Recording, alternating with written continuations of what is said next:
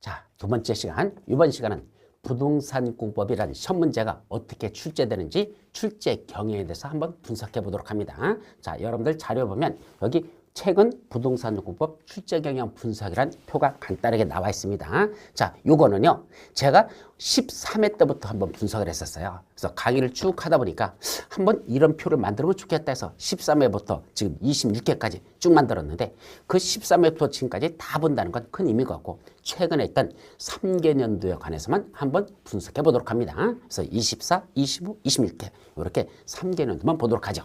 자, 첫 번째 부동산 공법은 어떤 출제 경향이 있느냐? 그 출제 경향에 대한 분석을 봅니다. 자, 첫째, 부동산 공법의 시험은 아까 몇 개 법률을 본다 그랬죠? 6개만 우리 시험범위에 들어간다. 최근에는 6개만 계속 보겠습니다. 그래서 첫 번째가 국토위계 및 응에 관한 법률, 두 번째가 도시개발법, 세 번째가 도시 및 주거환경 정비법, 네 번째가 우리 강의하는 순서로 건축법, 다섯 번째가 주택법, 마지막 농지법. 요 6개가 우리 시험범위에 들어가고 그 6개 법률의 각각의 시험 문제는 몇 문제씩 난다? 첫째, 국토위계 및 의회론문에서 아까 존점 시간에 얘기했었어요. 12문제. 도시개발법과 정비법이 각각 6문제, 6문제. 자, 그 다음에 건축법에서 7문제, 주택법이 7문제, 그 다음에 농지법에서 2문제. 그래서 총 몇 문제가 출제된다? 40문제가 저런 식으로 출제가 된다는 거. 그러면 이 40문제가 출제될 때 순서대로 납니다. 그래서 12문제 먼저 내고 그 다음에 6문제, 그 다음에 6문제 이렇게 내죠. 가끔 가다가 모의고사를 보면은 어떤 교수님께서 출제하는지 모르겠지만 가끔 가다 보면 1번을 국토위계 및 이외관한 법률로 내고 2번 문제를 갑자기 농지법을 내고 3번 문제를 도시 및 주거환경 정비법을 내고 이런 식으로 40문제를 이 6개 법률을 막 섞어서 내시는 분도 있어요. 그거는 대단히 잘못됐다는 거. 그건 시험 경향에 대한 분석이 아닌 자기 멋대로 하는 건데 그런 건 절대 바람직하지 않다. 그래서 순서대로 먼저 12문제 순서대로 6, 6, 7, 7, 2 이런 식으로 시험 문제가 난다는 거 먼저 정리하죠. 근데 이 시험 문제가 어떻게 나죠? A형과 B형으로 우리 시험 문제가 둘로 분류됩니다. A형과 B형으로 나눠졌죠. 그때 A형에는 시험 문제가 몇 번부터냐? 우리 부동산법은 사실 81번부터요. 81번, 그 다음에 82번, 83번 이렇게 가지고 그때 120번 여기까지가 120번까지가 우리 공인중개사 시험 범위에 들어가는 부동산법이죠. 그럼 1차가 2과목이고 2차가 3과목으로 분리된다는 거. 자, 그까지는 여러분들 기본적으로 아실 겁니다. 자, 1차는 뭐뭐 있죠? 먼저 부동산학 개론이 있고 부동산학 개론, 그 다음에 민법 이렇게 두 가지가 1번부터 80번 40문제씩 나니까 1번부터 40번, 41부터 80번 이렇게 두 개가 한꺼번에 한 번에 시험을 봅니다. 그래서 50분, 50분에서 100분을 주고 그 100분 동안에 80문제를 풀어라. 이게 1차죠. 자, 2차는 중개사법이 언제 난다? 1번부터 40번까지가 공인중개사법, 중개사법이 40문제 납니다. 그 다음에 41번부터 80번까지가 바로 공시법하고 세법을 그걸 40문제를 냅니다. 그 다음에 81번부터 120번까지 요게 바로 우리 공인중개사 시험에서는 부동산공법 이 두 번째 시험보는 2차 시험보는 그래서 시험 문제는 이렇게 출제된다는 얘기죠.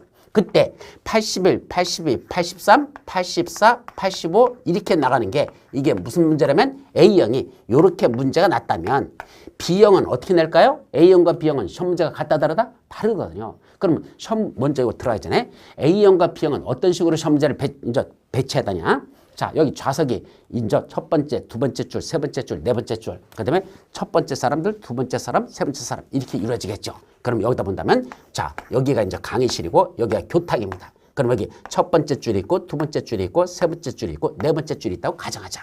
그러면 여기 맨 앞에 있는 이쪽에 있는 사람 요게 A형이라면 그 뒤에 있는 사람은 무슨 형? B형이죠. 그 다음에 그 다음 사람은 A형, 그 다음에 B형입니다. 그럼 이쪽에 있는 사람은 다시 여기가 B형이고 이게 A형이고 이게 B형이고 이게 A형입니다. 그래서 이쪽은 다시 여기가 A형, 여기가 B형, 여기가 A형, 여기가 B형 이렇게 이루어집니다. 자, 그러면 여기 두 번째 줄에 있는 요 사람을 기준으로 보자. 요 사람께 A형인데 앞에 있는 사람은 무슨 형? B형. 뒤에 있는 사람도 B형입니다. 옆에 있는 요 사람도 B형이고 이 사람도 B형이죠. 결국 앞뒤 좌우로는 자기하고 다른 사람들의 형태의 문제가 있다는 얘기죠. 그래서 내가 A형이면 앞 사람은 B형, 뒷 사람도 B형, 이쪽도 B형, 이쪽도 B형. 그래서 나를 중심으로 앞뒤 좌우로는 나와 다른 시험 문제를 푸는 사람들이다. 그럼 나와 같은 사람들은 어디에 있죠? 대각선 방향에 있다는 겁니다. 대각선에 있는 거죠. 대각선에 있는 이 사람들이 A형, A형, A형, A형, A형, A형 이렇게 돼 있죠. 그래서 만약에 그래서는 안 되지만 혹시 컨닝을 친다면 누구 걸 컨닝 쳐야 된다? 옆에 사람 거랑 앞에 사람 거 컨닝 쳤다가는 작살납니다. 누구 걸 쳐야 돼? 대각선에 있는 사람 거, 저 사람 걸 보고 쓰거나 아니면 뒤로 돌아가서 저쪽 대각선 걸 쳐야지 앞에 걸 봐서는 안 된다는 거. 그렇다고 컨닝 치라는 소리는 아닙니다. 그러다 걸려버리면 5년간 시험 자격정지 당하니까 그거는 여러분들이 조심하시고 어쨌든 시험 문제는 이렇게 대각선변은 같은 문제고 앞뒤로는 다른 문제를 짠다는 거. 이게 A형과 B형의 시험 문제는 이렇게 내죠. 자, 그러면 이 B형 시험 문제는 A형하고 어떻게 다를까? 자, 국토의 개미 이용하로 만들어서 12문제 낸다 했죠? 그러면 81번부터 92번까지 이제 시험 문제가 나오는데 그 81번부터 92번까지를 어떤 식으로 배열한다? 자, 먼저 요렇게 5개가 81번부터 85번까지가 A형이라면 B형은 81, 82, 83 뭐 요렇게 3개, 그다음에 84, 85 요 2개 요렇게 묶어서 요 84, 85에 있던 걸 B형에 81번, 82번으로 옮겨가고 84에서 있던 건 1로 옮기고 2를 그 다음에 81, 82, 83에 있던 A형에 있던 걸 B형에서는 요게 83, 84, 85 요쪽으로 요 세 문제가 1, 2 내려갑니다. 그래서 여기 있던 문제를 위로 올리고 여기 있던 세 문제를 밑으로 내려서 81, 82, 83, 84, 85 여기서 요렇게 섞어버리는 이런 형태로 시험 문제를 출제하다라는 얘기입니다. 그래서 A형과 B형을 갖다 놓고 저거 한번 대조해 봤어요. 어떤 식으로나. 그랬더니 이런 식으로 시험 문제를 내기 때문에 여기 있는 81번에 있던 문제가 여기서는 어디 간다? 83번 문제로 가고 여기 84번에 있던 문제가 이쪽은 81번 문제로 올라간다. 이런 식으로 묶어서 대각선 방향으로 이런 식으로 또 밑에도 마찬가지로 이런 식으로 시험 문제를 출제하고 있다는 거. 자, 이런 건 기본적으로 그냥 참고 정도로 궁금하니까 여러분들이 궁금증을 풀어줘서 여기까지는 설명합니다. 자, 두 번째 보니까 그게 뭐죠? 법령별 출제 문항수라는 게 나옵니다. 그거는 다음 시간에 봐야 될 내용들, 좀 이따 봐야 될 내용들, 그걸 먼저 좀 이따 정리할 걸 보고 그 다음에 설명드리도록 하죠. 자, 세 번째, 지문별 출제 문항수라는 게 나옵니다. 자, 이건 뭘 따져온 거냐? 자, 우리 시험 문제는 몇 문제 낸다 그랬죠? 40문제가 부동산 곱해서 출제됩니다. 그러면 이 40문제는 지문이 몇 개로 돼 있죠? 오지선다로 되어 있습니다. 그래서 한 81번 문제 하면 이 81번이 1번 지문, 2번 지문, 3번 지문, 4번 지문, 5번 지문 5개 지문이 나오고 이 중에 옳은 걸 고르시오, 이 중에 틀린 걸 고르라. 시험 문제는 이렇게 나겠죠. 그럼 이 중에 정답이 몇 번이더냐? 3번이 우리 정답이라고 가정하자. 그러면 몇 번은 틀렸다는 얘기야? 1번 틀렸고 2번 틀렸고 3번이 정답이고 4번 틀렸고 5번 틀렸다. 옳은 걸 골라라. 그랬더니 3번이 옳은 거 정답이라는 얘기입니다. 그러면 82번 문제 왔더니 그건 또 1번이 정답. 83번 봤더니 그거는 또 5번이 정답. 이렇게 각 문제마다 정답이 다 1번이 될 수도 있고 2번이 될 수도 있고 3, 4, 5번이 될 수 있다. 이 소리죠. 자, 그런데 이 40문제 전체를 이제 정답만 씌워봤어. 그랬더니 1번이 정답인 게 몇 개가 나오고 2번이 정답인 게 몇 개가 나오고 40문제 중에 3번이 정답인 게 몇 개고 4번이 정답인 게 몇 개고 5번에 뜨게 정답이 몇 개냐라는 걸 분석한 거. 이게 지문별 출제 문항수라 이 소리입니다. 그러면 통상은 어떤 식으로 한다? 40문제 중에서 1번이 정답인 게 8개가 나고 2번이 정답인 게 8개, 3번인 게 8개, 4번인 게 8개, 5번이 8개 나면 이게 가장 지문별 그 5개 지문 공정하게 시험 문제 내는 거죠. 40문제 중에 1번 정답이었던 걸 쉬어봤더니 그게 8개다. 5번인 걸 쉬어봤더니 그게 8개다. 그래서 총 8개 냈다면 가장 공정하게 지문별로 배치했다는 얘기입니다. 그럼 정말로 시험 문제가 이렇게 날까? 그래서 이걸 한번 분석해 본 겁니다. 그랬더니 자, 24회 때 걸 먼저 볼까요? 24회는 1번만 7개가 났었고 8개가 아닌 이게 7개가 났었고 그 다음에 2, 3, 4는 어떻게 했다? 8 이렇게 돼 있죠. 그럼 2번과 3번과 4번은 원래 평균치에 그대로 맞춰서 8 내고 그 다음에 5번 지문이 9개가 남으로써 1번에서 7개가 나고 8번, 이제 5번에서 다시 9개를 해서 그 하나가 5번에서 더 출제하고 1번이 하나가 줄어들어 버리는 이런 식으로 출제했더라. 그래서 7, 8, 9 이렇게 냈다는 얘기죠. 자, 25회 때도 보니까 그때도 똑같이 또 7, 8, 9 이거는 이제 이게 24회고 이게 25회죠. 그러면 이번에 시험 문제 봤던 26개는 뭐가 났을까? 반대로 1번이 몇 개고? 그냥 8개 그대로 맞췄습니다. 그 다음에 2번이 몇 개죠? 2번이 제일 많은 9개를 내고 그 다음에 3번과 4번은 그대로 기준치인 8개를 내고 5번이 다시 몇 개 냈다? 제일 작은 7개를 냈다는 얘기입니다. 자, 24회와 25회 때는 9개, 9개 이게 하나씩 더 많았는데 거꾸로 26개 때는 오히려 5번에서 제일 작은 5개를 내고 오히려 2번에서 9개를 출제했다는 얘기죠. 근데 여기서 여러분들이 알아야 될 건 거의 큰 변동이 없다. 8개를 기준으로 해놓고 그 8개를 기준으로 하는 이 8개에서 잘해야 하나 정도 줄어들거나 하나 정도 늘어나는 이 정도에서 거의 맞추고 있다는 얘기죠. 이거는 만약에 이걸 의식하지 않고 그냥 문제를 했다면 이 정도 분포도가 나올 수가 없어요. 사람이 출제하다 보면 어떤 문제를 더 사람들이 선호하는 순서가 있습니다. 예를 들면 어떤 교수는 4번 쪽에다 정답 따기를 참 좋아하고 어떤 교수는 1번 쪽에다 정답 따기를 좋아하는 교수들이 있어요. 그러다 보니까 시험 문제를 내보면 이게 꼭 이렇게 8개씩 딱 맞아 들어간다. 이거는 거의 안 맞습니다. 근데 거의 7개에서 9개에서 왔다 갔다 한다는 이 얘기는 결국 뭐 한다? 시험 문제 낼 때 의도적으로 그 번호를 대략 맞춰서 내고 있다는 것.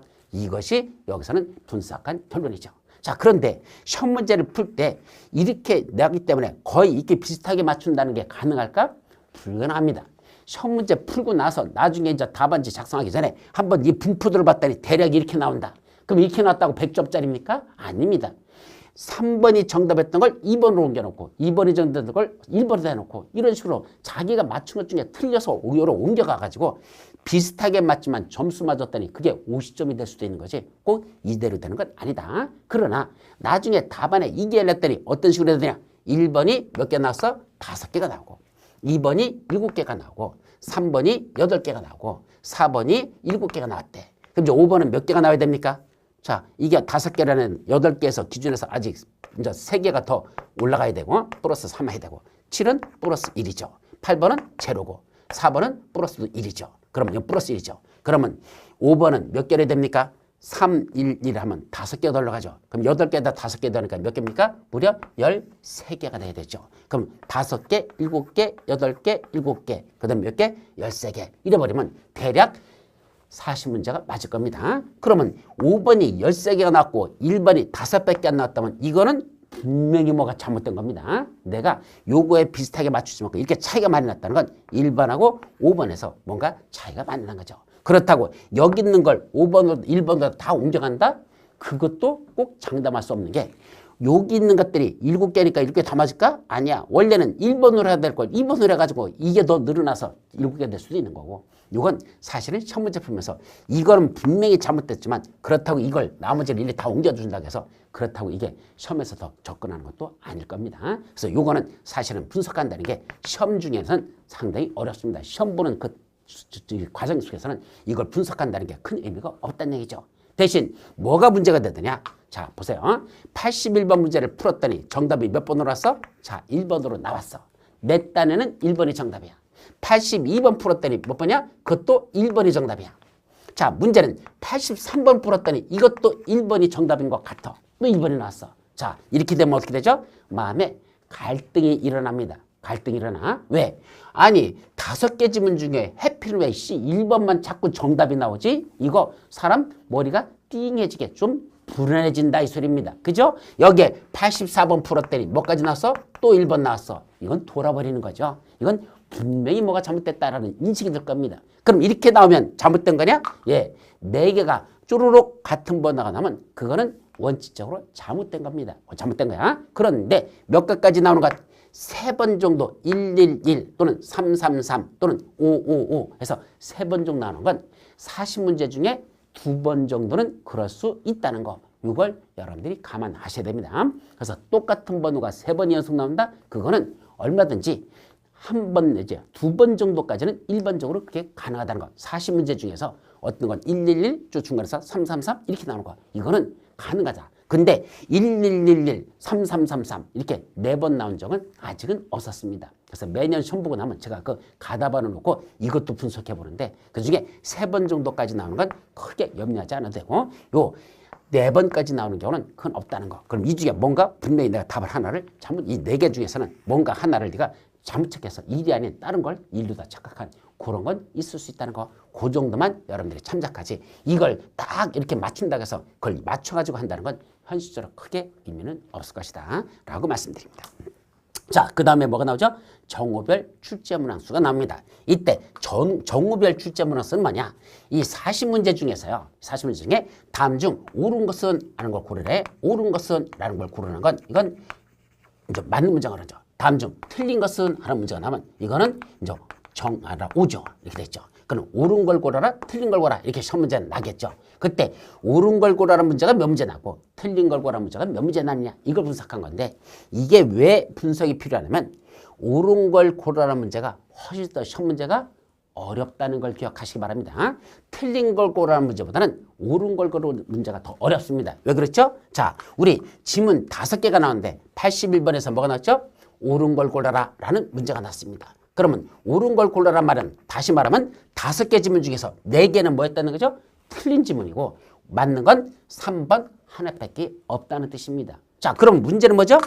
1번 지문에 이 1번 지문에 써 있는 이 내용 중에 어딘가 틀린 부분이 있다니까 그 틀린 부분을 찾아내야 돼, 못 찾아내야 돼? 찾아야죠. 아, 여기가 틀렸다는 걸 찾아내야 이건 답이 아니다. 틀린 것을 찾았죠. 자, 2번 지문 중에서 어디가 틀렸다? 여기가 틀렸답니다. 이거 찾아냈어. 그러면 그것도 된 거죠. 그럼 3번 지문은 들여다봤더니 틀린 지문이 없어. 그럼 3번 정답 맞는 거죠. 4번 봤더니 어디가 틀렸어? 아, 여기가 틀렸다. 찾아냈어. 그럼 됐죠. 5번 어디가 틀렸대? 여기가 틀렸대. 됐어. 그러면 답은 3번 확실합니다. 문제는 이 틀린 부분을 지문 하나마다 정확하게 4개를 다 찾아냈다면 당연히 답은 1번인데 문제는 뭐죠? 1번 지문에 틀린 게 안 보이더란 얘기입니다. 누구 눈에는? 수험생인 여러분 눈에는 이게 안 보이죠. 그럼 아무리 들어봐도 어디가 틀린지 눈에 안 보인다는 얘기는 결국 이것도 무슨 문장이야? 만든 문장으로 보이는 거죠. 그럼 1번도 답이라고 표시했어. 2번 봤더니 틀린 걸 찾아냈어. 그럼 이건 답이 아니야. 옳은 걸 고르라 했으니까. 근데 몇 번도 3번도 들어봤더니 틀린 부분이 없어. 다 맞아. 그럼 몇 번도 답이야? 3번도 답이 됐습니다. 자, 4번도 틀린 걸 찾았어. 문제는 5번을 풀었더니 5번에 어디가 틀린지 눈에 안 보입니다. 그럼 뭐도 맞은 거야? 5번도 맞은 문장으로 볼 수밖에 없죠. 그럼 정답이 몇 개가 나왔다? 이런 3개가 정답이 나왔더라 이겁니다. 81번에 봤더니 답이 1번, 3번, 5번 3개 나왔죠. 그렇다고 답에다 3개 다 찢으니까 아니잖아. 분명히 출제원은 답을 하나로 요구했겠죠. 그럼 이제 뭐 해야 됩니까? 하나, 1번, 3번, 5번 지문 놓고 뭐 한다? 다시 한번 읽어봤더니 그래도 어디가 틀렸는지 못 찾아내. 그럼 결국 뭐 한다? 찍는 수밖에 없습니다. 확률 몇 프로? 3분의 1, 33.3%입니다. 이걸 보고 뭐라고 말한다? 과락이라 이렇게 말합니다. 여러분들 40점 점수가 안 나오면 그거 뭐죠? 과락입니다. 그럼 불합격입니다. 볼 거 없이. 따라서 이렇게 지문이 모르는 게 3개씩이나 나오면 이거는 합격하기가 만만치 못하고 자 다행스럽게 5번은 어디가 틀렸는지 찾아냈어. 그러면 6이 틀린 찾을까? 5번은 아니다. 그럼 이제 뭐가 남죠? 1번과 3번이 남았습니다.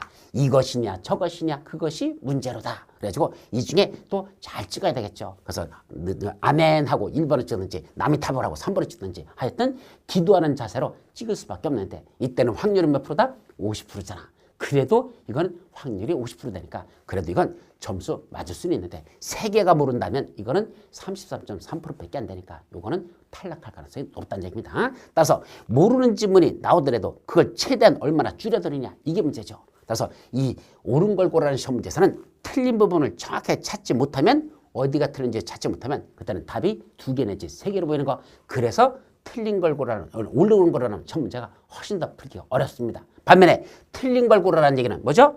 자, 1번은 맞는 문장이고 2번도 맞는 문장이고 3번이 틀린 문장이고 4번도 맞고 5번도 맞죠. 그럼 틀린 거 하나만 찾으면 나머지 문장들은 옳고 틀리고를 따질 필요도 없다는 얘기야. 틀린 거 확실하게 3번 틀렸어. 그러면 나머지는 볼 것도 없이 3번이 틀린 문장에서 정답이 된다. 이때는 답이 하나로 보일 가능성이 월등히 더 높고 반면에 이렇게 옳은 걸 고르라 할 때는 틀린 걸 4군데를 찾아내는 게 이게 더 어렵다는 거. 근데 모의고사에서는 옳은 걸 고르라는 시험 문제보다는 틀린 걸 고르라는 문제가 훨씬 더 많이 냅니다. 왜 그럴까요? 출제하는 교수님께서 옳은 걸 고르라는 문제 내기가 훨씬 더 까다롭기 때문에 그렇습니다. 자, 왜 까다롭죠? 자, 81번 옳은 걸 고르래. 그럼 몇 번이 틀렸어? 1번 틀린 문장, 2번 틀린 문장, 4번 틀린 문장, 5번 틀린 문장. 3번이 정답이면 이렇게 나오죠. 그러면 어디가 틀렸는지를 문제를 만드는 교수가 뭐 해야 되죠? 다 그걸 고쳐서 틀린 문장으로 만들어야 됩니다. 그럼 뭐 해야 돼? 손으로 타이핑 쳐서 다 집어내야 되죠. 반면에 옳은 문장은 뭐 하면 되죠? 그냥 법조문에 있는 내용 그대로 갖다 여기다 이렇게 써놓으면 이건 뭐야? 옳은 문장이 해당됩니다. 그래서 틀린 거 네 가지를 내가 직접 만들어서 쓴 거, 옳은 건 그냥 우리 법에 있는 법조문을 그대로 써놓으면 그게 맞는 문장이니까 그렇게 내면 되죠. 그런데 해설을 할 때는 해설지에는 또 뭐 해야 되죠?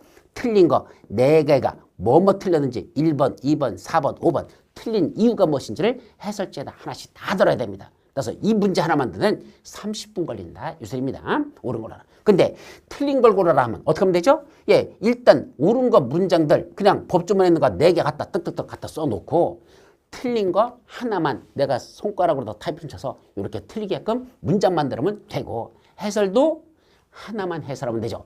틀린 게 왜 틀렸는지 그거 하나만 해설하면 되지 옳은 건 굳이 해설하지 않아도 됩니다. 그러다 보니까 이거 문제 만드는 10분이면 만든다는 얘기입니다. 그래서 옳은 걸 고르라는 건 30분 최소한 걸리고 틀린 걸 고르는 건 10분이면 만들 수 있으니까 처음에는 먼저 옳은 걸 고르라는 문제도 성의껏 내니까 만들었다가 나중에 시간 지나다 보면 너무 바빠지고 힘들어지니까 그때는 그냥 뭐 한다? 틀린 거 문제를 이렇게 냅니다. 그래서 보통 모의고사는 10문제 내지 15문제만 옳은 걸 고르라고 나머지 25문제 정도는 틀린 걸 고르라는 시험 문제가 훨씬 더 많은데 우리 본고사 시험에서는 어떻게 냈을까? 자, 24회 때 보면 옳은 걸 고르라 맞는 지문이 27개, 틀린 걸 재료가 13문제였습니다. 그러면 옳은 걸 고르라는 게 많이 나올수록 문제를 어떻게 한다? 어렵게 느낀다 그랬어. 그래서 24회 때도 맞는 걸 고르라는 문제가 무려 27개나 났기 때문에 상당히 문제를 어렵게 풀었을 것이다. 24회도 어려웠었습니다. 반면에 25회 때는 옳은 걸 고르라는 건 20개, 틀린 거는 건 20개. 그래서 반반 노려냈죠. 반면에 26회 이번 시험 문제는 옳은 걸 고르라는 질문은 15개밖에 안 되고 틀린 걸 지우라가 25문제라서 시험 문제 푸는 데는 그렇게 체감 난이도는 많이 떨어질 거다. 그러니까 어렵지 않다 생각하지만 그게 올해는 틀린 거로 문제가 많이 냈다는 거. 그래서 통상은 어느 정도다? 약 반반 정도로 보시면 돼요. 그동안 13m부터 출제된 걸 쭉 본다면 옳은 걸 고르라가 반 정도, 틀린 걸 고르라가 반 정도 그렇게 출제되고 있다라고 말씀드립니다. 자, 이제 그 다음에 뭐죠? 숫자 출제 문항 쓰는 게 나옵니다. 자, 우리 공법에서 숫자라는 게 시험 문제가 몇 문제 나느냐라는 걸 이걸 한번 분석해 봤습니다. 왜 그랬을까? 옛날에 어떤 교수님께서 강의하시면서 뭐라고 하더냐? 공법 전혀 어렵지 않습니다. 아주 쉽답니다. 그러면서 뭐라고 말씀하시더냐? 공법은 계산 이런 숫자 문제는 2문제밖에 안 나니까 숫자는 안 외우셔도 됩니다. 라고 고지랄로 말씀하시더라는 얘기입니다. 저 그 소리 듣는 순간 깜짝 놀랐습니다. 아니 문제에 대해서 분석이나 해보고 저런 소리 하는 거지 도대체 이해가 안 됐었습니다. 실제로 제가 13m 쭉 보시면 여기 실제로 숫자와 관련된 문제가 몇 문제 난다? 총 40문제 중에 약 평균 25문제가 숫자와 관련된 문제들이 출제됩니다. 그 중에 3번이 81번이 3번이 정답인데 이 3번에 뭐가 나온다? 숫자와 관련된 문제가 들어있고 그 숫자가 맞는지 틀린지를 알아야 이게 맞았다 틀렸다를 구분할 수 있는 거. 정답에 숫자가 들어있는 게 거기서 무슨 뜻이다? 직접 정답이라는 겁니다. 그럼 24회 때는 직접 정답, 즉 숫자가 정답이었던 게 몇 문제? 13문제가 출제됐죠. 작년 25회 때는 20개, 그리고 이번에는 몇 개? 15개가. 그때는 다시 직접 정답이었던 게 숫자에서 24회 때는 13문제가 직접 정답이었던 게 이제 13개고 25회 때는 15개고 26회 때는 17개가 뭐가 났다? 숫자가 직접 정답으로 냈습니다. 자, 26개 때만 본다면 그 다음에 뭐가 있죠? 숫자 정답지 말고 지문포함이란 말이 들어있습니다. 그럼 지문포함은 뭐냐?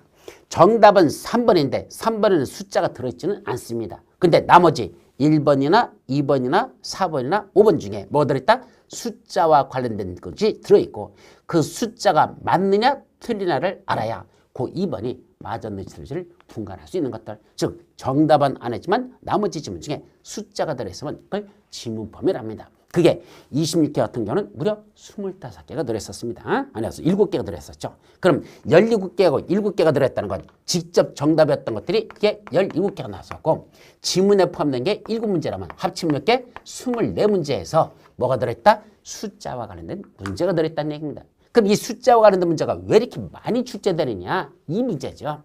자, 옛날에는요, 공인중개사 시험 보면 이 시험 문제가 유출이 안 됐었습니다. 즉, 시험 보신 분들이 시험 문제를 갖고 나올 수가 없었어요. 그냥 시험 문제 거기다 놓고 나와야죠. 가지고 나면 그거 시험 보스는 자격 정지당하고 이건 무효가 돼버립니다. 시험 본 자체가. 그래서 못 갖고 그냥 했었죠. 그래서 그 당시에는 뭐도 받지 않았어? 이의신청이라는 자체가 없었습니다. 시험 문제가 공개되지 않으니까 이의신청도 안 했었죠. 그런데 어느 날부터인가 시험 문제를 본인들이 본 걸 가지고 집으로 갈 수 있게끔 했죠. 그러다 보니까 나와서 시험 문제를 풀어봤더니 거기에 뭐가 있더라? 잘못 출제된 게 있다는 얘기죠. 그걸 뭘 봤습니까? 이의신청이라는 걸 봤습니다. 그럼 이 이의신청 제도가 들어오고 나서 출제원들이 이제 뭐가 됐습니까? 부담스러워진 거죠. 왜? 적어도 이 문제를 출제하는 출제원은 자기가 대한민국에 뭐라고 생각합니까? 최고의 전문가라고 생각하는 분들인데 그분들이 문제를 잘못 내가지고 복수 정답이 나왔다? 정답이 없어가지고 모두 정답 처리됐다? 얼마나 쪽팔린 겁니까? 출제원으로서. 그죠? 그러다 보니까 출제원들이 뭐 한다? 문제 오류 안 내게끔 내는 거. 이게 자기들의 가장 지상과제입니다. 멋진 문제 내는 것보다 더 중요한 것보다 실수하지 않는 거. 문제 낼 때 이게 중요해졌죠. 그러다 보니까 어떤 걸 문제로 내면 됩니까? 숫자를 문제로 내버립니다. 숫자 2년이냐 3년이냐 똑 떨어지잖아. 그죠? 원래 법에는 3년으로 되는데 문제에서 2년 하고 내버렸어. 그럼 뭐죠? 틀린 문장이죠. 그건 이의제기할 것도 없이 그냥 똑 떨어지는 것들은 뭐로 다낸다? 숫자 문제를 내면 그건 이의제기할 게 별로 없다는 얘기입니다. 그래서 시험 문제 낼 때 가장 편한 게 뭐다? 숫자 갖고 장난질 쳐서 내는 거. 이거는 우리 정답이 확실하게 떨어지니까 그런 건 이의제기감이 안 된다. 그래서 숫자 관련된 문제가 생각보다 많이 난다는 거 여기까지만 여러분들이 기억합니다. 자, 마지막 뭐가 나오죠? 난이도. 이 난이도는 뭡니까? 시험 문제를 상중하로 나누자. 그래서 상이 있고 중이 있고 뭐가 있죠? 하가 있습니다. 이때 상은 뭐죠? 너무 어려운 문제. 이건 여러분들이 풀 수도 없을 만큼 어려운 건 무슨 문제? 상으로 하자. 중은 공부하신 것만큼 나오는 건 중이라 하자. 반면에 하는 뭐죠?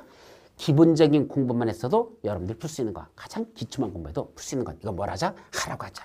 근데 이 시험 문제가 이 상이 약 8문제 내지 10문제가 뭐가 난다? 상급 문제가 출제됩니다. 이건 여러분들이 거의 풀 수 없는 문제를 8문제 내지 10문제를 내죠. 그럼 굳이 이렇게 상 문제를 이렇게 많이 내는 이유가 무엇일까? 자, 이 공인중개사 시험은 절대평가지 상대평가가 아닙니다. 자, 우리 절대평가가 뭡니까? 일정한 점수를 기준으로 해놓고 그 점수만 넘었으면 무조건 합격. 이게 절대평가잖아. 자, 우리 커트라는 몇 점이죠?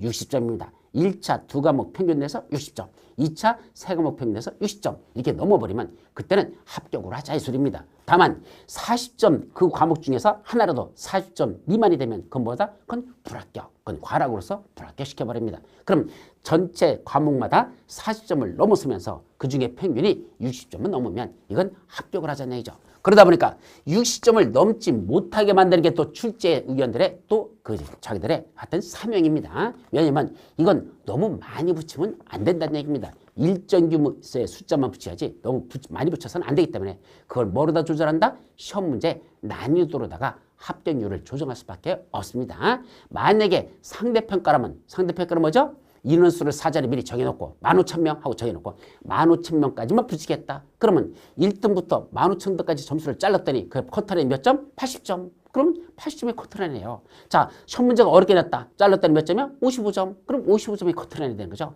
15,000명 될 때까지 뽑는 거. 이거는 상대평가랍니다. 그럼 상대평가에서는 굳이 이렇게 어려운 문제들 많이 낼 필요가 없습니다. 어차피 인원수에 따라서 점수를 자르면 되니까.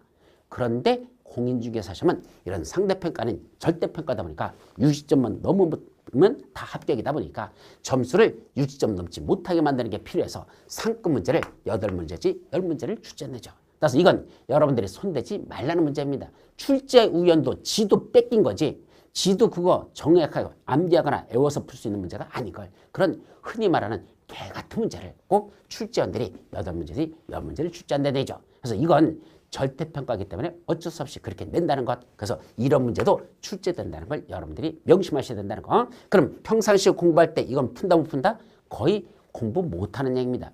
외우기에는 너무 많은 분량이고 이해하기도 너무 복잡한 것들. 이런 건 우리가 평상시에는 공부하지 않습니다. 왜냐하면 꼭 100점 맞아야 붙는 시험이 아니잖아. 우리는 몇 점만 맞으면 돼?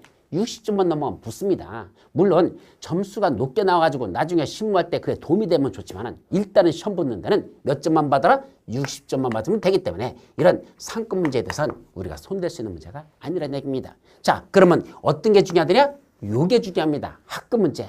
하는 기본적인 것만 공부해도 여러분들이 풀 수 있는 문제거든. 그게 몇 문제가 나뉘냐? 이게 여러분들의 사활에 관련 건 여기입니다. 그래서 학급 문제가 만약에 적게 출제됐다. 그러면 그에 부동산공법 과락이 우수수 쏟아집니다. 어려우면 반면에 학급 문제가 생각보다 이제 많이 났다. 그러면 그때는 최소한 과락은 다 면하는 고득점은 이것 때문에 안 나오지만 그래도 과락은 면하는 이런 식입니다. 그래서 부동산공법은 여러분들이 최대 맞을 수 있는 게 몇 점이 되냐? 이걸 빼면 약 80점 정도를 여러분들이 공법에서 맞을 수 있는 점수로 보셔야지 뭐 90점, 100점 맞는다?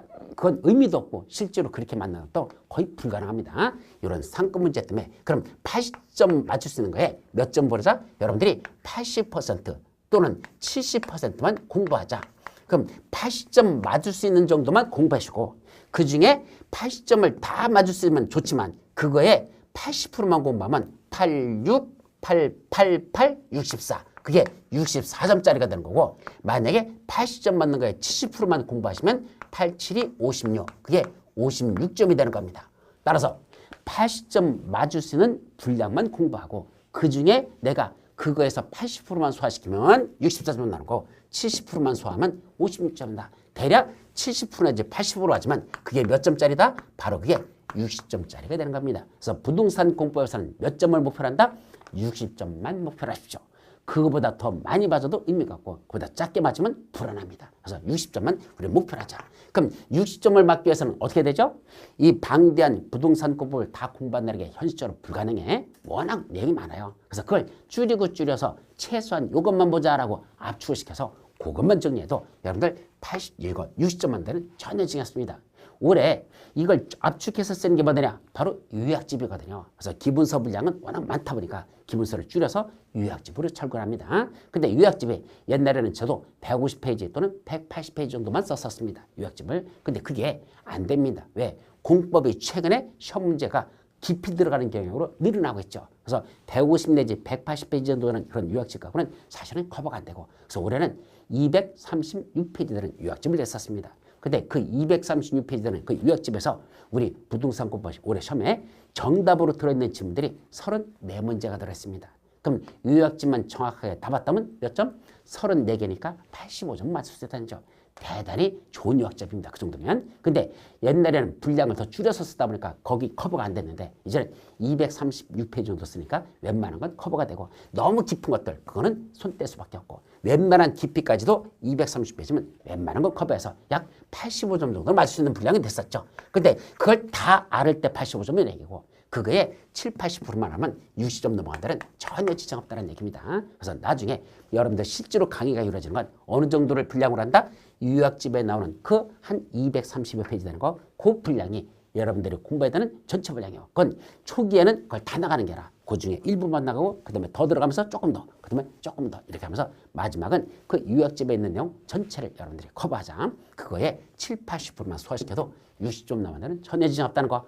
이렇게 공부하는 것도 하나의 요령이라는 거. 자, 그걸 여기서 말씀드리도록 합니다. 그래서 학급 문제가 많이 나냐 적겠냐 이게 여러분들의 점수를 좌우하는 거지. 상급 문제가 몇 문제냐 이거는 큰 의미가 없어요. 이건 어차피 풀 수 있는 문제가 아니니까. 그래서 요거에다가 플러스 중급 문제 몇 개만 더 맞으면 이게 60점이라는 점수가 커버된다. 이렇게 이해하면 됩니다. 자, 여기까지가 부동산법 출제 경향하는 걸 말씀드렸습니다. 자, 그럼 이제 그 밑에 맨 밑에 보면 최근 부동산급의 출제 경향은 세 가지를 요약할 수 있다 해서 이걸 이제 하나로 이제 좀 묶어봅니다. 그중에 첫 번째 최근에는 수험생이 접근할 수 없는 이런 문제들, 상급 문제들이 이런 게 출제됩니다. 그래서 거의 손을 대지 못하게끔 한다. 그게 난이도가 깊은 건 엄청나게 깊긴 한다. 그래서 손도 못 대게 하는 것들이 그런 게 최근에 부각이 됐다. 그래서 옛날에는 그렇게 깊은 문제는 2문제 내지 3문제밖에 안 냈었거든요. 근데 요새는 아예 노골적으로 8문제 정도를 손을 못 대는 문제로서 이렇게 출제하고 있다는 거. 따라서 시험장 가서 당황하지 말라는 걸 말씀드립니다. 자, 평상시 모의고사 볼 때 80점, 90점 나오는 사람들이 본고사 가서 제일 많이 당황합니다. 왜요? 모의고사 볼 때는 점수가 나오니까 그래도 내가 공부해서 아는데 그럽니다. 근데 사실은요, 모의고사는 이렇게 복잡한 상급 문제는 모의고사는 안 내린 게 철칙입니다. 원칙이 아니라 철칙입니다. 왜 그러죠? 여러분들 기죽일 일이 없다는 얘기입니다. 굳이 이런 흔히 말하는 개 같은 문제를 내가지고 수험생 여러분들에게 기죽여가지고 그날 소주 잔뜩 마셔가지고 3일, 4일간 뻗어버리게 만들어버린 거. 그죠? 여러분들 모의고사가 별거 아닐 것 같죠? 근데 여러분들 스스로 실력을 평가하는 건 뭐밖에 없다? 모의고사밖에 없거든요. 근데 그 모의고사를 어렵게 출제해가지고 점수를 확 떨어뜨리면 뭐밖에 안 느낀다? 절망감밖에 안 합니다. 몇 달에는 뒤지라고 공부했는데 점수가 30점이야? 그러면 공부하고 싶은 의욕이 날까요? 술 마시고 싶은 생각만 들까? 그때는 술만 마시고 싶죠. 그날 가서 술을 갖다가 소주 5병을 마셔버렸더니 며칠 뻗어버렸다? 일주일 동안 뻗어버립니다. 그래서 일주일 동안 공부를 못하게 만들었죠.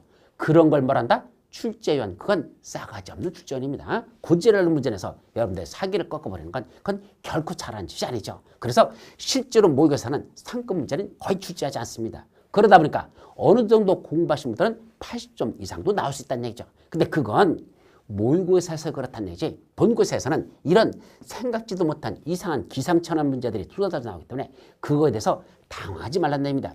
의뢰이 저런 싸가지 없는 문제 낼 줄 알았어 라고 마음을 비우고 들어가서 문제를 풀어야지 점수가 잘 나오지. 그걸 되지도 않는 문제를 갖다 풀려고 출제위원도 모르는 문제를 낸 걸 그걸 지가 풀려고 노력하면 그거는 자기 자신을 너무 과대평가한 겁니다. 그런 건 마음 비우고 그래 요 새끼들 이런 싸가지 없는 문제 내가 낼 줄 알았어. 그래서 그건 그냥 마음 비우고 읽어보고 도저히 안 된다? 잘 판단해서 그냥 하나 찍고 넘어가는 거지. 그걸 풀려고 달려들었다가는 오히려 나머지 문제들도 멘붕 상태에 와가지고 틀려버리는 그런 우를 범한다는 것.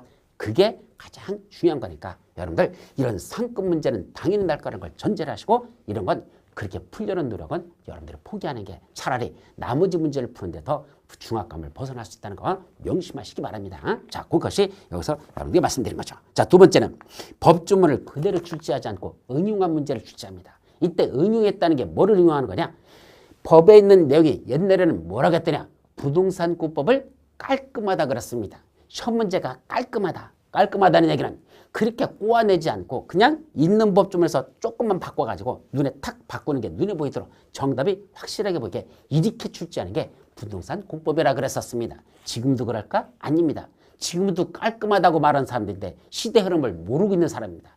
최근 나는 문제는 자꾸 꼬아가지고 변형시켜서 냅니다. 그래서 부동산 우리 공인중개사 시험 문제 중에서 가장 꼬아내는 법률이 무슨 과목이 가장 꼬아낼까요? 시험 문제 중에서. 자, 공부하신 분들은 아실 겁니다. 무슨 법? 중개사법입니다. 그놈의 중개사법은 그렇게 내기 어렵지 않다 보니까 여러분들 점수 안 나오게 하려고 뭔다? 말을 피입이 꽈가지고 장단질 치는 문제 형식으로 나는 게 꽤나 많이 납니다.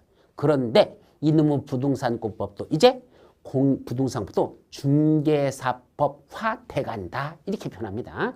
공법의 중개사법화. 그래서 공법도 깔끔하게 내지 않고 피입이 꽈가지고 말장난해가지고 여러분들을 속이려고 하는 이런 내용의 문제가 요새 증가하고 있다는 거. 그래서 그런 변형되는 문제에 대한 응용력을 여러분들이 또 길리셔야 됩니다. 그래서 법조문만 그대로 해서는 안 되고 그걸 응용하는 걸 어떻게 응용하는지 그 응용하는 걸 여러분들이 연습을 하셔야지 시험장 가서 당황하지 않지. 그런 연습 안 했다가는 시험장 가서 상당히 당황스럽다는 거. 그게 두 번째 됩니다.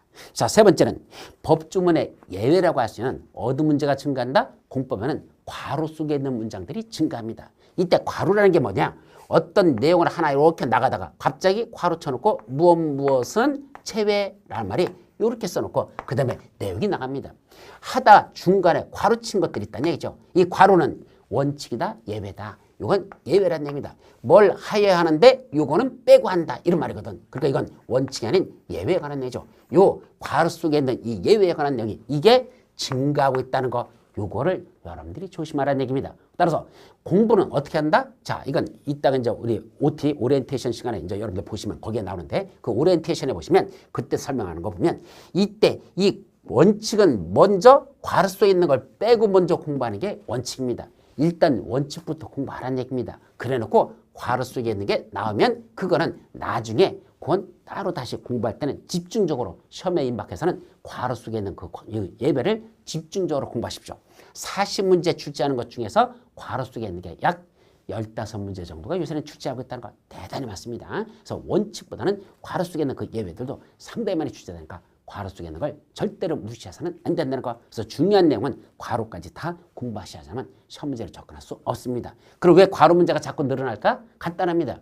시험 볼 만큼 봤다는 얘기입니다. 그래서 우리가 시험 보는 게 보통 얼마나 보죠? 우리가 시험 보는 게 실제로 다 봐. 지금 26회 때까지 봤으니까 1회 때부터 40문제를 봤다면 10회만 보면 400문제입니다. 20회로 보면 800문제를 본 거죠. 26회면 4, 6, 24. 여기에 240문제가 보태졌습니다. 뭐니까 800에다 240이 되니까 1040문제 정도가 지금은 시험 문제로서 출제되고 있다는 얘기입니다.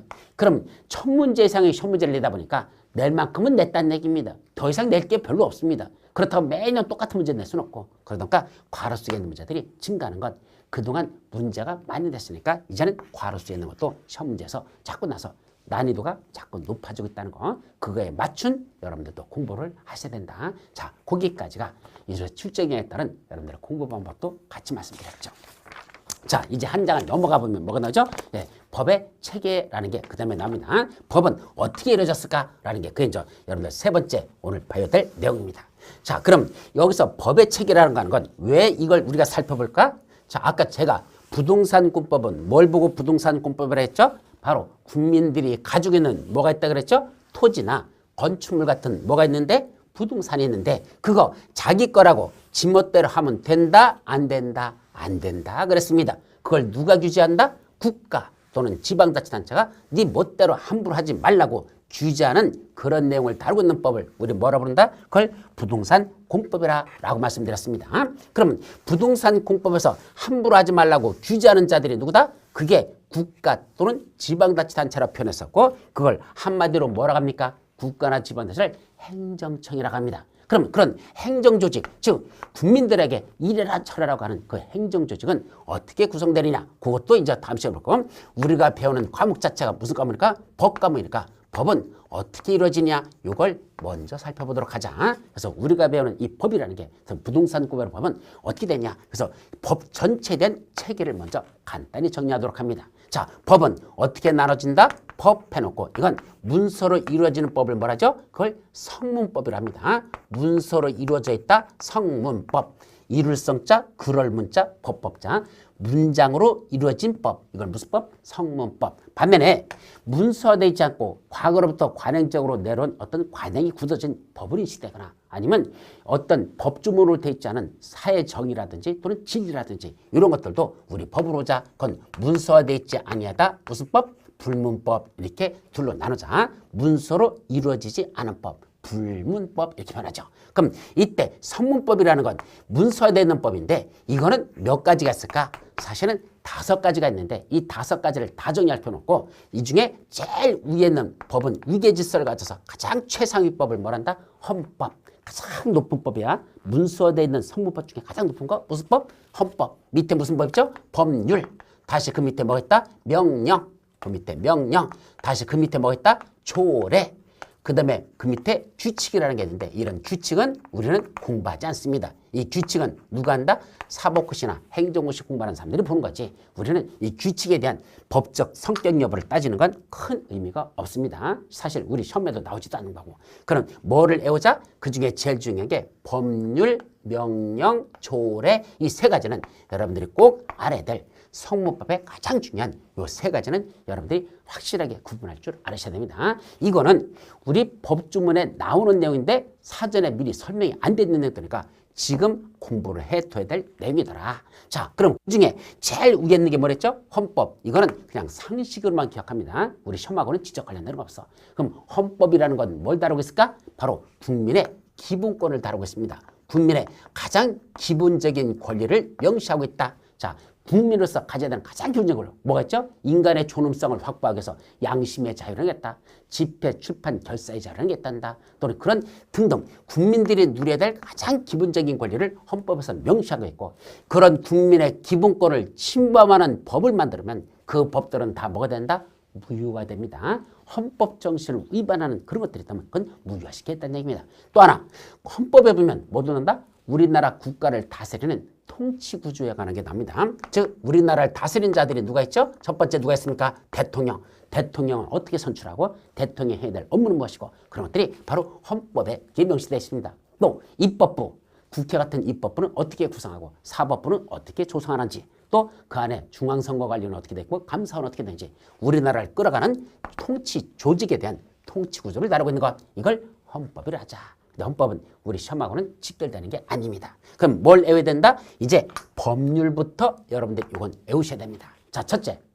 법하고 뭐하고 다르다? 법률하고는 다르다는 걸 먼저 기억합니다. 자, 여러분들은 이제까지 살아오시면서 법하고 법률하고 그게 그거지, 이게 저거고 저게 이거였죠.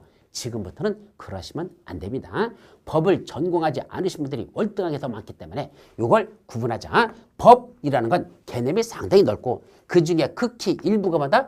그 중에 일부가 법률이더라 이거죠. 그럼 법률이 되기 위해서는 원칙적으로 뭘 거친다? 첫째, 국회의 의결을 거쳐야 됩니다. 즉 국회의원이 모여가지고 본회의장에서 땅땅땅 하고 해서 통과시켜야 그래야 된다. 국회 의결을 거치고 두 번째 뭐 해야 됩니까? 대통령이 그 통과돼서 온 법률을 공포를 해버려야 됩니다. 그래야 뭐가 된다? 법률이 됩니다. 국회만 의결을 거친 건 법률이 아니라 그냥 법률안이라고 하고 그 법률안에 대해서 대통령이 그걸 공포하면 그때부터 뭐가 된다? 법률이 된다는 얘기죠. 근데 우리나라는 국회 의결을 거친 걸 행정부인 대통령한테 넘기면 대통령이 공포할 수 있는 권한을 갖는데 공포를 안 하고 그걸 거부하는 경우가 있습니다. 이걸 뭐라죠? 법률안 거부권이라고 합니다. 국회에서 통과시켜서 왔다 하더라도 대통령 입장에서는 그걸 집행할 수 없는 법률이야. 그건 나로서는 용납할 수 없는 법률이야. 그때는 대통령이 뭔다? 빠꾸시켜버립니다. 국회로 다시 돌려보내는 거. 이걸 법률안 거부권이라 하죠. 그럼 빠꾸되어 있는 법률안을 국회에서 다시 의결해서 재통과시켜버리면 그때는 법률서 확정되고 아니면 그냥 빠꾸되어 온 거에 대해서 그걸 그냥 내버려두면 자동 폐기돼버리는 이렇게 돼서 그건 법률이 되지 못합니다. 그래서 먼저 국회 의결을 거치고 대통령이 공포하면 그때부터는 뭐가 된다? 법률이 되더라는 얘기죠. 근데 이 법률의 내용을 한번 들어가 보자. 자, 우리 첫 번째 시험범위에 들어간 게 뭐였었죠? 국토의 계획 및 이용에 관한 법률. 그걸 줄여서 우리 어떻게 된다? 국토의 계획 및 이용에 관한 법률을 줄이면 무슨 법을 한다? 그걸 국토계획법이라고 말합니다. 이게 국토교통부에서는 정식 약자는 국토계획법 이렇게 돼 있죠. 그래서 우리 신문기사나 방송에 나올 때 보면 국토의계 및 이용에 관한 법률이 이번에 이렇게 개정됐다라고 할 때 이걸 다 쓰기가 끼르니까 그냥 국토계획법이 이렇게 개정됐다 이렇게 방송이나 신문에 나옵니다. 그건 국토교통부에서 지들이 약자로 쓰는 걸 이걸로 쓰기 때문에 이렇게 하죠. 근데 우리 강의하시는 교수님들은 이걸 지멋대로 부릅니다. 어떻게 쓰죠? 어떤 분은 국회법 이렇게 쓰기도 하고 어떤 사람은 국토의계 및 이용에 관한 법입니까? 국이법 이렇게 쓰기도 하고 국회법 이렇게 쓰기도 하고 지멋대로인데 저도 지멋대로입니다. 저는 뭐라 쓸까? 더 줄여서 그냥 국토법 머리쯤만 쓸 겁니다. 국토법 앞으로 국토의계 및 이용에 관한 법률에서는 그냥 원래 정식 약자는 국토의계법이지만 더 줄여서 국토법이라고 표현하자. 바로 이 국토의계 및 이용에 관한 법률 즉 국토법을 우리 살펴보자. 그 법률에 가보면 국토의계 및 이용에 관한 법률에 가보면 어떻게 돼 있다? 법조문에 제1조, 제2조, 제3조 이런 식으로 어떤 식으로 됐다? 조문 형식으로 됐습니다. 그래서 제144조까지 이렇게 내용들이 됐습니다. 제1조 여기 뭐로 됐더냐? 법의 제정 목적.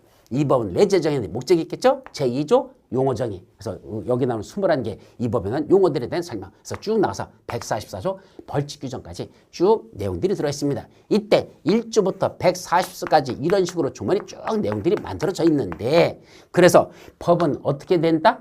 조문 형식으로 돼 있다. 1조, 2조, 3조, 4조 이런 조문 형식으로 이루어졌다. 이렇게 설명합니다. 그 중에 제1조 내용에 가보고 쭉 나오다면 중간에 무슨 말이 나올까? 이러이러한 구체적인 사항은 또는 이러이러한 세부적인 사항은 이렇게 해서 구체적인 사항은 뭐로 정한다? 대통령령으로 정한다 라는 말이 이런 게 곳곳에 들어있습니다. 무슨 말이 들어있다? 이러이러한 구체적인 사항은 대통령으로 정한다 또는 대통령령으로 정하는 범위에서 어쩌고저쩌고 한다는 게 어디 들어있다? 이 국토의계 및 이런 법조문에 가면 이런 대통령령으로 정한다는 이 소리가 무려 130개 군데 가까운 그 속에서 대통령이 정한다는 말이 들어있습니다. 그러면 이 대통령령으로 정한다는 이 말이 무슨 뜻이더냐? 요 말귀를 새겨 듣는 게 중요합니다. 자, 보자. 원래 법률에는 국민의 권리와 의무에 관한 내용들이 쭉 들어가면서 또 세부적인 내용들이 쭉 있겠죠. 그런데 자주 개정돼야 될 내용 또는 그렇게 중요하지 않은 내용까지도 국회에서 법률에다 시시콜콜한 내용까지 다 집어넣는다는 거 그거 바람직하지 않다는 얘기입니다. 왜요? 자, 우리 어떤 구체적인 내용을 이 법률에다 집어넣는데 그게 자주 개정될 내용이야. 그런데 국회에서 다시 법률을 개정하려면 또 뭐 해야 됩니까? 법률을 개정하려면 또 국회 의결을 거쳐 대통령이 다시 공포해야 개정된 법률의 효력이 발생하는데 문제는 여기에 걸려 있습니다. 국회 의결을 거쳐야 된다는 거. 이놈의 국회가 뭐 하는 데입니까? 물론 법률 만드는데 맞습니다. 국회라는 데가 또 국정 전반을 감시하는 역할하고 그런데 그중에 또 하나 어떤 역할이 있죠? 쌈박꾼들 있는 분들 쌈질하는 데가 또 뭐랍니까? 국회라고 합니다. 이렇게 말하면 국회의원들 되게 기분 나쁘겠죠? 또 어쩔 수 없어 현실이니까. 자, 저도 국회에서 보좌관 생활 10년 해봤는데 그때 많이 놀으면 11개월도 놀아본 적이 있습니다. 국회가 열리질 않습니다. 아침에 출근해서 신문이나 뒤적질 거리다 6시 되면 퇴근해버리고 이런 것들이 반복적으로 이루어지는 왜? 일을 안 하니까 그냥 놀고 있는 거죠. 그렇다고 봉급도 안 줍니까? 아니요. 급여는 꼬박꼬박 통장에 들어옵니다. 자, 그래서 놀아버린 적도 한 11개월까지 놀아본 적도 있었습니다.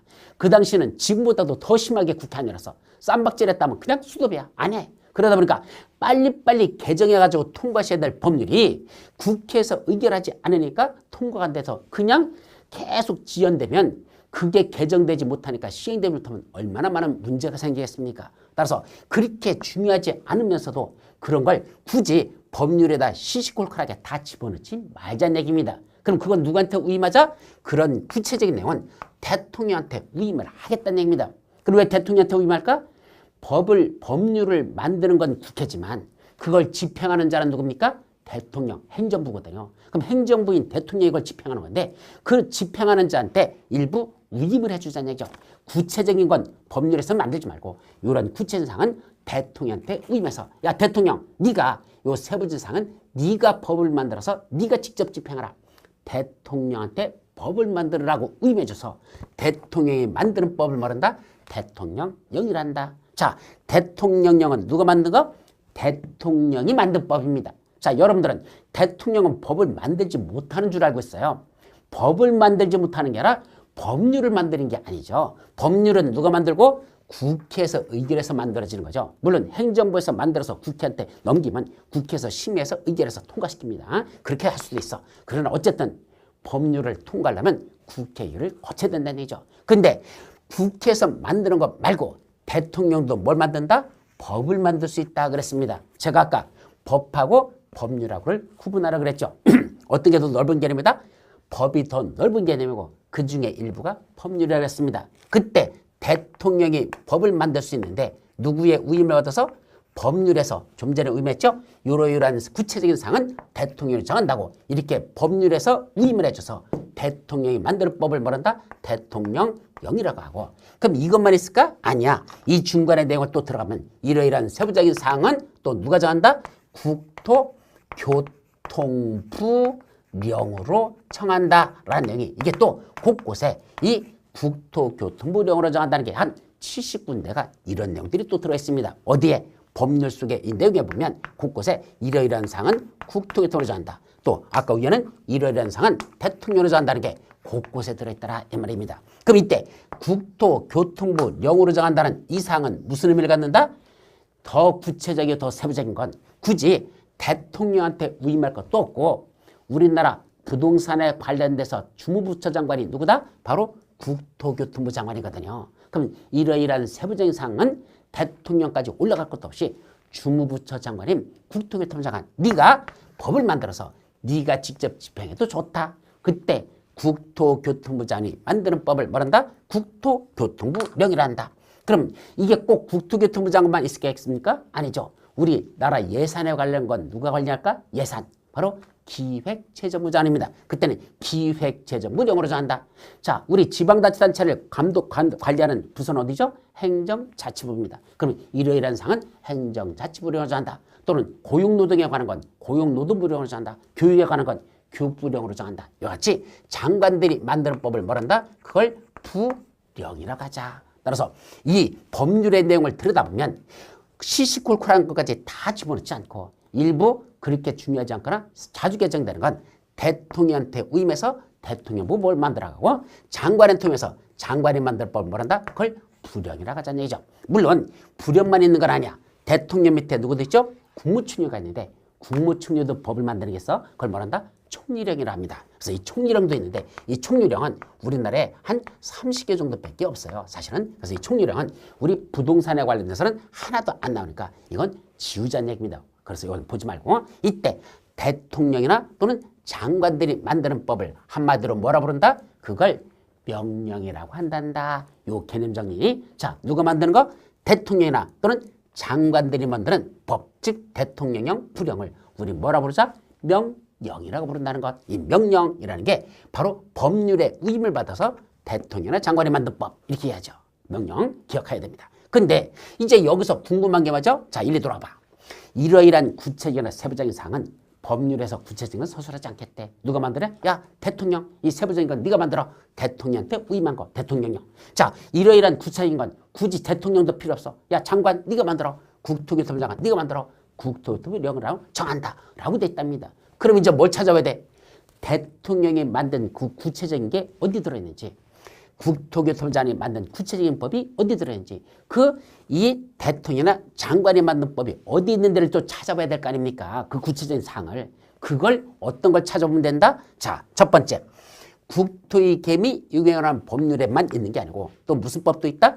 밑에 보면 그 밑에 국토의 계미 유행하는 법률 뭐도 있다? 시행령이라는 게 있습니다. 뭐가 있다? 시행령이라는 게 있죠. 그럼 이 국토의 계미 유행에 관한 법률 시행령이라는 걸 찾아보면 이 시행령 속은 어떻게 됐더냐? 이것도 법이니까 어떤 형태로 만든다? 법조문 형식으로 만들죠. 제1조, 제2조, 제3조 이런 식으로 이것도 법조문에서 제134조까지 이렇게 국토의 계미 유행으로는 시행령은 134개 조문으로 이루어져 있습니다.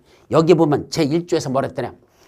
국토의 계미 이용에 관한 법률에서 정하고 있는 구체적인 내용을 다음같이 이렇게 만들기 위해서 이 법을, 이 시행령을 만들었다라는 게 1조에 나오고 그중에 요게 내용들이 쭉 나오는데 요 내용에 들어가면 무슨 말이 나오더냐? 자, 보세요. 법률 제 몇 주에서 말하는, 이게 법률 제 몇 주죠? 몇 주 말하는 대통령으로 전하는 사항은 다음과 같습니다라고 대통령이 만드는 구체적인 내용이 어디 들어있다? 시행령 제 몇 주에 가면 거기에 법률제 몇 주에서 말하던 요 세부적인 건 여기 들어있다.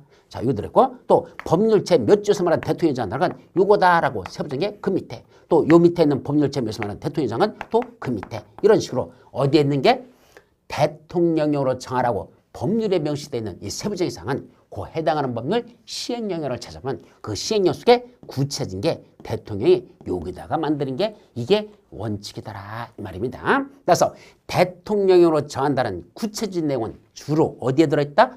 해당하는 법률 시행령을 찾으면 거기 들어있더라 이거죠. 자, 그러면 이제 누가 만든 거? 국토교통부 장관이 만든다는 법 국토교통부령. 이거는 구체적인 건 어디 들어있을까? 그거는 해당하는 무슨 법률? 이거 무슨 법? 국토의 계미 이용에 관한 법률 뭘 찾아보자? 시행 규칙이라는 걸 찾아보자 이겁니다. 뭘 찾아본다? 시행 규칙이라는 걸 찾아봅니다. 그럼 이 시행 규칙도 이것도 법이니까 장관이 만든 법이니까 제1조, 제2조, 제3조에서 제72조까지 법조문이 구성되어 있고 여기에 들어가 보면 요 세용지 내용에 뭐라 됐다? 요 국토교통부령으로 정한다는 이 세부적인 사항은 다음과 같다 해서 국토부령으로 정한다는 세부적인 건 여기 들어있고 자, 법률 제 몇 조에서 말하는 국토부령으로 정한다는 요거다라고 세부적인 게 어디 들어있다? 그 시행규칙이라는 이 속에 찾아보면 세부적인 내용이 여기 국토교통부의 세부적인 사항은 여기 들어있다는 얘기입니다. 자, 그러다 보면 우리 시험 보면은 어디까지냐? 바로 요 법률에 있는 이 내용만 시험 보는 게 아니고 어디까지? 1조부터 144조는 국토의 계미 이용하는 분들에는 이 내용만 시험 보는 게 아니고 바로 대통령령으로 정하나 국토교통부로 정한다는 세부적인 사항이 들어있는 어디까지도 시행령과 시행 규칙이 있는 것까지도 뭐란다? 우리 시험범위에 다 들어가는 겁니다.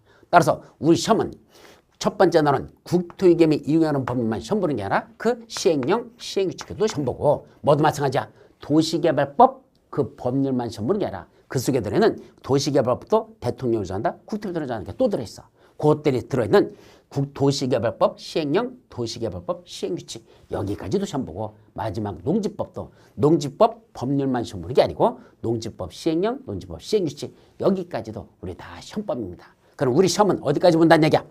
법률만 시험 보는 게 아니라 법률과 그 대통령 불령을 합쳐서 명령을 한다 그랬죠? 그런 법률과 합쳐진 명령을 합친 법령 이게 우리 시험법이라는 걸 조심하라는 얘기죠. 그래서 우리 실제로 시험 문제를 보면 본고사 시험 문제 보면 시험 문제에서 뭘 다루더냐?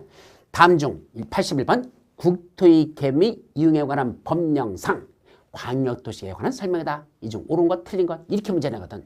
법률상 무엇에 관한 내용이다. 이렇게 내지 않고 국토이겸이 인용하는 법령상 무엇을 하는 얘기다. 옳은 거 틀리라 이렇게 냅니다. 그럼 그 말뜻은 무슨 뜻이다? 자, 시험 문제 내는데 법률에 있는 1조부터 144조에 있는 요것만 요 속에 있는 내용만 시험 보는 게 아니고 5개 지문 1번부터 5번까지 나오는 그 81번 문제 5개 지문 있죠? 그 지문 속에는 법률에 있는 게 지문으로 들어갈 수도 있고 아니면 시행령에 있는 요 세부적인 내용 요걸 지문에다 넣을 수도 있고 아니면 시행규칙에 있는 요 내용도 법적 시험 문제 지문으로 들어갈 수 있으니까 여러분들 그 법률과 시행령과 시행규칙에 있는 이 내용 5개 지문 중에서 옳은 걸 고르라. 그중에 틀린 걸 고르라. 이렇게 문제를 낸다는 얘기입니다. 그래서 우리 시험법에는 법률하고 하지 않고 법령이라 쓴다는 것. 그래서 6개 법률이 다 그렇게 나요. 시험 문제가. 그래서 국토이겸이 인용하는 법령상 무엇을 하는 애다. 옳은 거 틀린 거. 도시개발 법령상 옳은 거 틀린 것. 그다음에 도시 및 주관적 정비 법령상 옳은 거 틀린 것. 건축법령, 주택법령, 농지법령 이런 식으로 법령이란 말을 쓰는 이유가 바로 법률만 내는 게 아니라 시행령과 시행규칙이 다 시험법이니까 이 중에 옳은 걸 골라라, 틀린 걸 골라라 이렇게 낸다는 얘기죠. 그럼 여러분들이 평상시에 공부할 때는 법률하고 시행령이 있는 거 위주로만 공부합니다. 어디 있는 건 통상 하지 않는다. 시행규칙 있는 건 웬만한 건 빼버립니다. 몇 가지 아주 자주 출제되는 중요한 거에는 시행규칙은 평상시에는 공부하지 않습니다. 근데 시험 문제에서는 이 5개 지문 중에서 시행규칙 있는 게 들어 있습니다. 우리 시험 문제에서 1번 지문, 2번 지문, 3번 지문, 4번 지문, 5번 지문인데 이 중에 가끔 가다가 어디 있는 걸 집어넣는다? 바로 시행규칙. 자, 1번은 뭐가 들어있고 법률에 있는 내용이야. 2번은 뭐 들어있고 시행에 들어있는 거야. 4번도 시행에 있는 거야. 근데 3번하고 5번은 뭐 들었죠? 시행규칙에 있는 시행규칙에 있는 이 세부적인 이 내용을 이건 시행규칙에 있는 내용들이 3번, 5번 지문이고 2번하고 4번은 시행령에 들어있는 내용을 시험 문제에 내는 것이고 1번 지문은 어디 있다? 법률에 들어있는 그 내용을 시험 문제로 출제했다. 5개 지문이 이렇게 돼 있다면 이때 시행규칙에 있는 3번과 5번 내용은 평상시 여러분들이 들어보지 못한 지문이다 보니까 이게 뭐죠? 대단히 어렵죠. 처음 보는데 당연히 세상 어렵죠. 그럼 여러분들은 이 중에 정답일 가능성은 어떤 걸까? 시행규칙에 있는 건 거의 정답이 아닐 가능성이 높다. 이거는 답이 아닐 가능성이 높다. 3번, 5번은 아닐 가능성이 높다. 왜요? 시행규칙은 너무 세부적인 수준인 건 그렇게 중요한 게 아니거든. 시험 문제는 이걸 내는 것보다는 법률이나 시행령이 있는 1번, 2번, 4번 중에서 정답일 가능성이 월등하게 더 높다는 얘기입니다. 시행규칙은 뭐하기 위한 거야? 그냥 구색가축으로서 여러분들 혼동시키려고 집어넣는 지문이 많지 답일 가능성은 그렇게 많지 않다는 거. 따라서 어디 있는 거? 법률과 시행령과 여기 있는 데서 보통 정답일 가능성이 높다. 1번, 2번, 3번 이렇게 해서 찾아내죠. 그래서 새로 나오는 이상한 문장은 너무 신경 쓰지 말라는 얘기입니다. 그런데요. 또 시험을 보다 보면 그게 아니야. 왜 그렇죠? 맨날 보던 건 그렇게 관심이 없어요. 왜? 맨날 보던 거니까. 그런데 새로운 지문이 들어갔어. 그럼 뭐죠? 새로운 여자잖아. 맨날 보던 여자는 매력이 없는 거야. 그럼 어떤 여자만 매력이 있어? 바로 새로 나타난 여자. 혜성같이 나타나는 여자가 앞에 앉아있거든. 그럼 뭐만 본다? 새로 보는 문장이 있으니까 이것만 뒤지라고 들으면서 이게 뭐지? 이거 찾고 앉아있습니다. 그러다 답이 3번 아니면 5번이래. 어차피 모르는 거니까 3번, 5번이래. 진짜 정답은 어디서 손짓하고 있는데 4번이 뭐라고 합니까? 여보 나 이게 정답이야. 나가 정답이니까 나 찾아와 하고 왔는데 그건 보지 않고 맨날 새로운 여자만 뒤져보고 있으니 시험에 붙을 리가 있습니까? 그래서 떨어집니다. 그러니까 여러분들 모르는 지문이 나왔을 때는 그거는 평상시 안 본 건 이거는 정답이 아니다. 주로 내가 자주 보고 그래도 눈에 익숙한 거 이 중에서 정답일 가능성이 높지 안 본 건 정답이 아니라고 드십시오. 왜 그럴까? 출제원들이 문제 낼 때는요. 쓸데없이 깊이 들어있는 이런 걸 정답으로 내는 것은 별로 없습니다. 자, 저도 문제를 모의고사 내보지만 그중에 어떤 걸 정답을 하죠? 그중에 가장 중요하다는 걸 정답으로 만들고 싶지 별 볼 일 없는 걸 정답으로 만들고 싶지는 않거든요. 이건 누구든지 본능적으로 시험 문제 내서면 그렇게 낼 수밖에 없습니다. 맞죠? 그러니까 뭘 중심으로 하는 얘기야? 가장 법률이나 시행령에 있는 것까지는 시험 문제가 집중적으로 나지만 시행규칙 있는 건 거의 정답일 가능성이 많지 않다는 거. 그게 출제원들의 이제까지 문제 냈던 경향을 봐도 그러니까 새로운 문장이 나왔을 때는 그거에 현혹돼가지고 그거 들여다보면 맨날 보던 여자한테 배신당해가지고 결국 차여버린다는 거. 그래서 맨날 보던 거기에서 정답일 가능성이 없지. 새로운 거는 그렇게 신경 쓰지 말라는 걸 마지막으로 여러분들 말씀드립니다. 아셨죠? 이게 바로 여기는 진짜 뭐자? 명령을 한다. 자, 그럼 이제 마지막 뭐죠? 조례라는 게 있습니다. 자, 그럼 조례는 뭘까? 한마디로 말하면 지방자치단체가 만드는 법을 뭐란다? 조례. 자, 다음 시간에 보면 지방자치단체라는 게 어딜 말하냐? 여기 있어요. 지방자치. 바로 누굴 말하죠? 여기 쭉 가서 여기 시도의사 또는 시장군수구청장 이런 자들을 한마디로 말한다? 지방자치단체라고. 이 시도지사 또는 시장군수구청장 이 자들이 만드는 법을 뭐란다? 그걸 조례라고 하자 이 말입니다. 그럼 조례라는 건 결국 그 지역에서만 만들었으니까 어디만 적용한다? 그 지역에서만 적용됩니다. 자, 예를 들까요? 서울특별시장이 서울특별시 안에 자기가 적용할 법을 만듭니다. 그걸 말한다? 서울특별시 조례라고 합니다. 그건 어디만 적용한다? 서울특별시에서만. 또 서울특별시 강남구청장이 강남구에서만 적용되는 법을 만듭니다. 그건 강남구 조례가 되겠죠. 자, 성남시장이 성남시에다 만들면 그건 성남시 조례가 되는 거고 경기도도사가 경기도지사를 조례를 만들면 그건 경기도 조례라고 합니다. 이와 같이 조례라는 건 지방자치단체에서 자기들이 법을 만드는 걸 그걸 우리 말하자 조례라고 표현한다. 그래서 이 조례는 크게 보면 두 단계로 나눠. 위에 있는 시도지사들이 만드는 건 시도조례. 쫄자부들이 만드는 건 시장, 군수, 구청장이 만드는 건 시군구 조례라고 이렇게 표현하고 이 조례는 그 지역에만 적용되는 법이라는 것. 따라서 우리 시험에는 조례까지는 시험 문제를 안 냅니다. 왜 안 내죠? 우리 시험 문제는 전국이 동일합니다.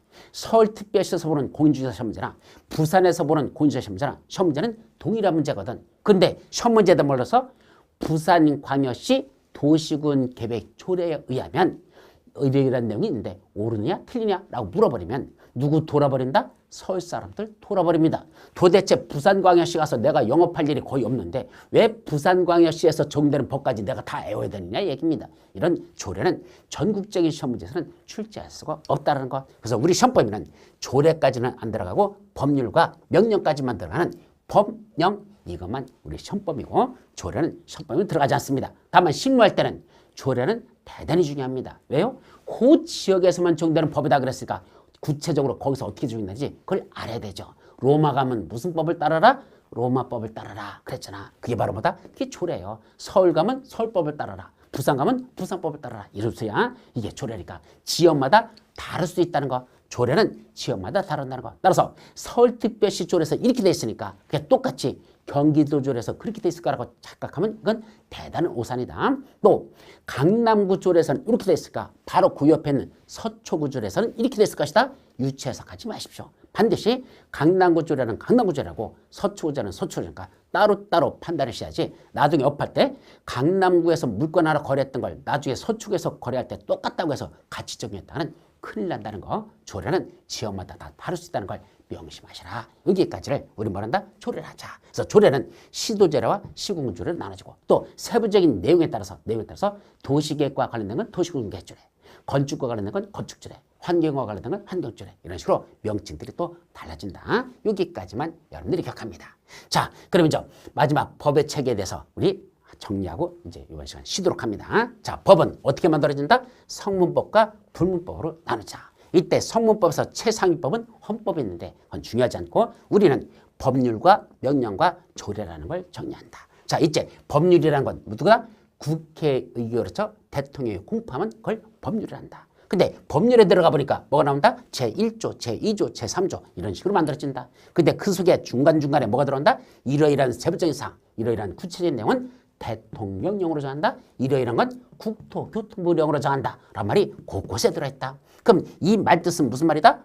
법률에다가 시시콜콜한 것까지 다 집어넣지 않고 일부는 대통령한테 우기면서 대통령 보고 법을 만들어가고 일부는 장관한테 우기면서 장관한테 법을 만들라고 위임을 해주는데 그때 대통령이나 장관이 만드는 법을 한마디로 뭐라고 한다? 그걸 명령이라고 하고 그때 대통령이 만드는 법은 뭐란다? 대통령령. 장관이 만드는 건 뭐란다? 부령. 물론 국무총리가 만드는 법도 있는데 그건 총리령으로 안 난다. 이때 대통령령, 부령. 구체적인 내용을 찾고 싶다. 어딜 찾아볼까? 자, 먼저 대통령령으로 정한다는 구체적인 내용은 어디 들어갔다? 해당하는 법률 시행령이라는 걸 찾아봐라. 그럼 국토위계미 여러분들 시행령이라는 데 들어가 보면 뭐가 나온다? 1조, 2조, 3조, 4조 쭉 나와서 134조까지 나오는데 그 중간중간에 무슨 말이 나온다? 법률 제 몇 조에서 말하는 대통령이 정한다는 탐과 따라는 구체적인 내용이 여기 들어있다. 법률 제 몇 조에서는 대통령이 정한다는 세부적인 탐과 따 여기 들어있다. 그래서 대통령으로 정한다는 내용은 요 시행령 속에 그게 일반적으로 들어있다.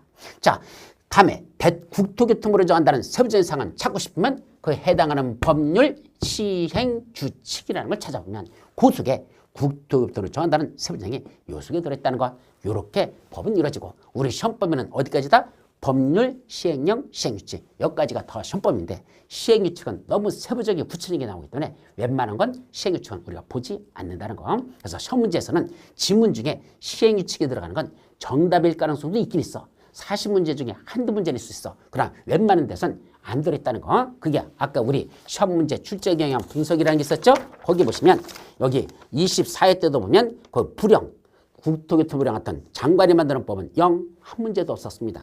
법률에서 몇 개 나고 20개 나고 대통령에서 20개 났습니다. 그 말은 우리 40문제 중에서 법률에 있는 여기 있는 지문이 요 법률인 게 정답으로 났던 건 총 40문제 중에서 20문제가 났고 시행령에 들어있는 게 정답으로 났던 게 그게 또 20문제가 나서 반반 정도 나고 시행규칙에 있는 건 한 문제도 나지가 않았었다는 거. 그걸 정답으로 하지는 않았다는 거. 따라서 이상한 문장이 나오면 그건 시행규칙에 있는 거로 생각하시고 거기 있는 건 정답이 아닐 가능성이 높다라고 말씀드리니까 바로 저 출제 경향을 분석해보면 이런 결론이 나온다는 거. 여기까지만 정리합니다. 마지막 조례가 뭐라 그랬죠? 지방자치단체가 만드는 법. 그 지역에서만 적용되는 법을 우리 조례를 한다. 그래서 조례는 우리 시험법과는 들어가지 않고 실무할 때는 대대리 중에서 반드시 조례까지 찾아보셔야 여러분들이 실수하지 않는다는 거. 그리고 불문법에 관한 건 우리 공법에서는 나오지 않고 민법에서 정리하니까 우리 민법 교수님이 자세히 설명할 테니까 그때 들으시면 되고 공법에서는 전혀 시험과 관계가 없다. 여기까지만 말씀드립니다. 아셨죠? 이제 마지막 나오는 우리 행정조직의 장체계도가 어떻게 되는지 그건 잠시 쉬었다가 마지막 보도록 합니다.